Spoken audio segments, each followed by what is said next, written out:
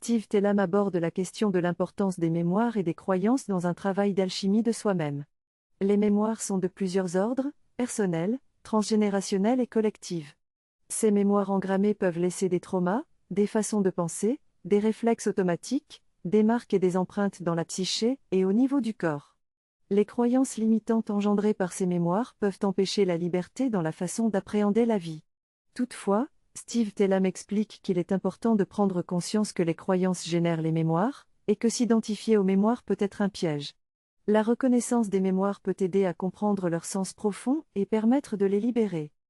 Ce passage traite de l'importance de reconnaître notre attachement à nos mémoires et notre identité qui s'y trouve liée.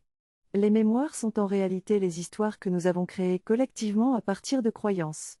La croyance qui a généré toutes les autres croyances et histoires est que nous ne sommes pas Dieu, que nous ne sommes pas un, et qu'il faut se battre, dominer, avoir le pouvoir, se protéger, gagner, ne pas perdre, se défendre, se venger, récupérer, prendre, chercher après, courir derrière, conquérir tout cela parce que l'on se sent vide et que l'on ne sait pas qu'on est tout ça. Ces croyances ont généré toutes les mémoires que nous avons en nous.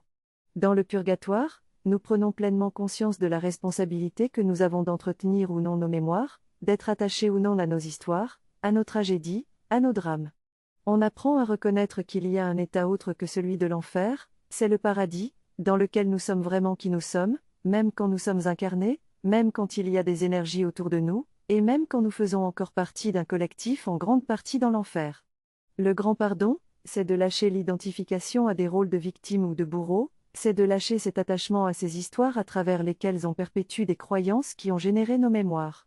En lâchant ces identifications, nous nous ouvrons à un autre cap, nous passons le cap quantique.